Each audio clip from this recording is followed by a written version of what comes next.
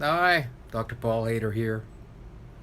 If we give our body old food, we just don't feel good. It's been sitting in the fridge for 2 weeks and we get it out and we don't die. We end up eating and we don't feel good. Or if we can food all the time, we end up with scurvy and vitamin deficiencies, and boy, it's not good. Well, the same thing goes for this thing here. We tend to think the same old thoughts all the time. We tend to get into ruts of thinking, and that tends to bring us to things that are not good. So we need to break free of that kind of negative rut type thinking and allow ourselves to uplift ourselves into higher ranges of vibration, just as we do with good food. Food which has a vibratory light around it. If you do Kirlian photography and you take a piece of spinach which is live and put it on a plate and you take a photo of that with Kirlian photography, you see an outline of energy around that, which is amazing. And that's life-giving energy, the God-giving energy, the universe's energy, great spirit's energy there. And we need that in our body, and those photons of light. And we need that also coming from here, the life-giving, uplifting, light-filled, thoughts. And those thoughts are full of energy.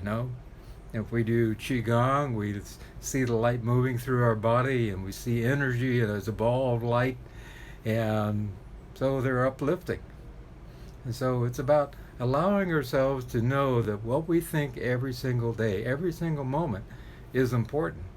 There is this movement of up and down of energy and with our thinking. And then every cell in our body is bathed with this energy of light, energy of love. And if we have these negative, feelings going on and we're grumpy all the time, what do we think we're doing with our cells in our body? We're bathing them in darkness. And so they don't function very well.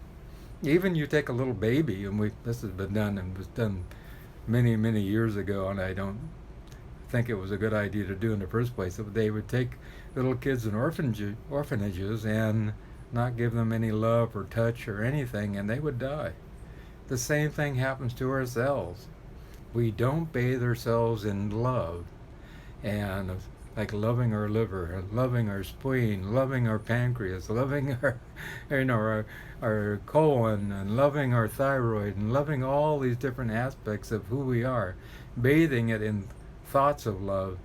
And then things start to happen in there which causes great change or dis-ease. And so we need to allow ourselves to be filled with light. Now, what is light? Love, truth, and beauty, being able to see the truth no matter what, the ability to understand and have great wisdom. And I think that's really important because every single one of us needs light, love, and peace and happiness inside of ourselves, and we need to allow ourselves to know that this is good, that this is important. I know a couple, they live in the States, and they're always getting into arguments, and one is saying, my family is better than yours, and no, my family's better than yours, and they have this ego fight going on all the time, and they just won't let go of it. And consequently, they're always having bodily problems going on. And so it goes to show you, but it takes two to create an argument. And once we just decide, no, I'm not going there anymore. I'm not going to fight with my spouse. I'm not going to argue with my spouse. You know, I've seen T-shirts, you know, saying, "I'm not arguing. I'm just trying to make you make sure you know I'm right." Why do we need to be right? Just know in ourselves that this is what I believe. It's okay, and let go of that ego. But when we start letting go of that ego, when we start filling our body with more light, we start filling our body with more love, and we don't have to have the rest of the world even understand us or even agree with us. It's not important. You know, look at the great the great avatars that have come before. Look at Jesus. You know, uh, so many people did not agree with him, but yet he was full of light and love. And look at Buddha. He had a lot of people who wanted to kill him also, and yet he was full of light and love. In fact, a group of people came and said, you know, we don't agree with what you say about, you know, getting rid of desires and all this, and they wanted to kill him, and all his disciples, you know, stopped them, and they got angry, and Buddha said, let them be alone, let them be with themselves. They have the right to be that way. So allow yourself to be like these great avatars. Allow yourself to be like the Jesus, the Buddha, the Krishna. Allow yourself to be at peace and have uplifting thoughts no matter what's going on. I mean, even if somebody's trying to chase you and hurt you, that is the true test, you know.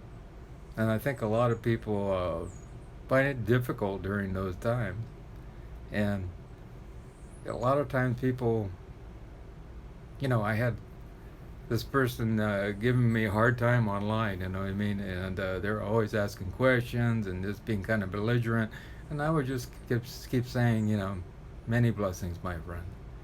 And they finally come back and said, you know what, everything you said was right, and I want to apologize.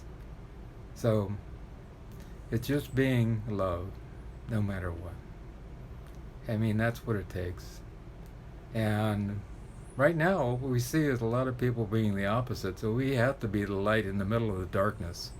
We have to be the candle in the middle of the, you know, the under area of the staircase where it gets very dark. Because we need to walk up that staircase and find our way into the light of love, into heaven, into nirvana. And the only way to do that is to carry our candle, which will grow into a torch and which will change the world. We have to be the ones that bear that torch. If we are ever going to change this world, somebody has to bear the torch, and it will be us. You, me, and everyone who fills their heart with love.